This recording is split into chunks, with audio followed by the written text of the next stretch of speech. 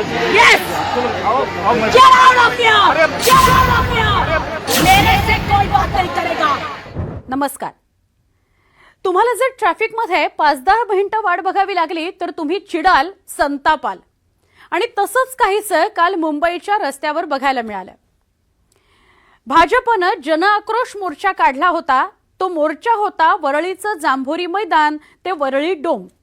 आणि वरळी डोम मध्ये मग महिलांचं एक संमेलन सुद्धा आयोजित करण्यात आलं होतं, ज्याला मुख्यमंत्री, उपमुख्यमंत्री, अनेक मंत्री, नेते सहभागी होणार होते. पण या मोर्चा दरम्यान म्हणजे साधारणपणे 11:30 ते 2च्या दरम्यान दुपारच्या वेळेला मोर्चा निघाला आणि वरळी आणि आजूबाजूच्या सगळ्या परिसरांमध्ये वाहतूक कोंडी झाली.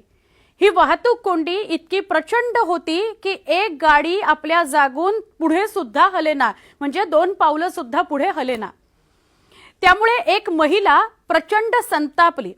तिने 5 मिनिटं नाही, 10 मिनिटं नाही, अर्धा तास नाही, तब्बल 1-1.25 तास वाट बघितली. ती वाहतूक कोंडीत अडकलेली होती.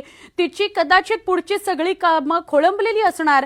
त्यामुळे मग 1 तास झाल्यावर तिचा संताप अनावर झाला. ती गाडीतून खाली उतरली आणि मोर्चाची जी गर्दी होती समोर, त्या गर्दीत जाऊन तिने पोलिसांना गाठलं.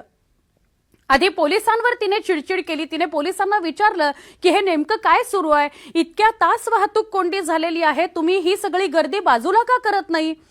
हिंदी, इंग्रजी, थोडी मराठी अशा वेगवेगळ्या भाषांचा वापर करत ती पोलिसांशी हुज्जत घालत होती. पोलिसांकडनं काही तिला उत्तर मिळालं नाही. तिच्या हातात मोबाईल सुद्धा होता, ती शूट पण करत होती. मग ती थेट गेली गर्दीचं केंद्रस्थान असलेल्या ठिकाणी, जिथे होते खुद्द मंत्री गिरीश महाजन आणि मुंबईच्या महापौर रितू तावडे. त्यांना जाऊन ती थेट भिडली. तिला कदाचित गिरीश महाजन आहेत का कोण आहे माहीत नाही, पण कदाचित या मोर्चाचं नेतृत्व हा व्यक्ती करत असावं म्हणून ती त्यांच्याकडे गेली आणि त्यांना म्हणाली की हे नेमकं काय सुरू आहे, गेट आउट. तुम्हाला कळत नाहीये का की तुम्ही इथं गर्दी करताय आणि वाहतूक कोंडी झालेली आहे. तुम्हाला जर मोर्चेच काढायचे, घोषणाच जर द्यायचे तर मैदानात करा.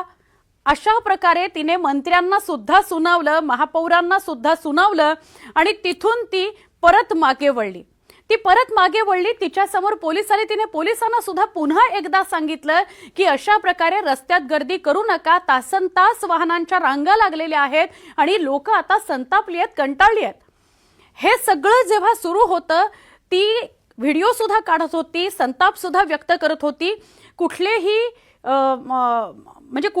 अतार्किक न बोलता आपले शब्द, आपल्या गोष्टी किंवा आपला मुद्दा ती जोरकसपणे मांडत होती की आत्ताच्या भर दुपारच्या वेळेला तुम्ही गर्दी करून, वाहतूक कोंडी करून मोर्चे काढताय, हे काही योग्य नाही. गाड्यांना तुम्ही जागा करून देत नाही आहात आणि पोलीस या सगळ्याला नियंत्रणात आणायच्या ऐवजी प्रोत्साहन देत आहे, असा तिचा म्हणण्याचा सूर होता. प्रचंड ती व्हायरल झालेली आहे.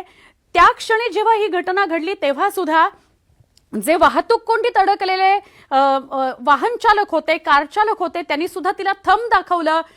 ती जे म्हणत होती त्याला समर्थन दिलं. बरोबर आहे तुमचं म्हणणं, बरोबर आहे तुमचं म्हणणं, असं त्या सगळ्यांनी तिला पाठिंबा दिला आणि त्यामुळे ती प्रचंड व्हायरल झालेली आहे.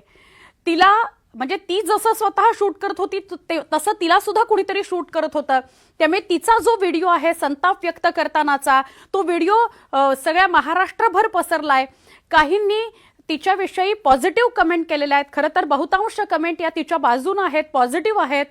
कसं ती मंत्र्यांसमोर बेधडकपणे बोलली, कसा तिने तिचा आक्रोश आणि संताप व्यक्त केला, हे सगळं काहींनी म्हटलंय. तर ज्यांना थोडासा राजकीय इन्फ्लुएन्स आहे, राजकीय जे बाजू लावून धरतात, अशा सगळ्यांनी तिला विरोध केलेला आहे.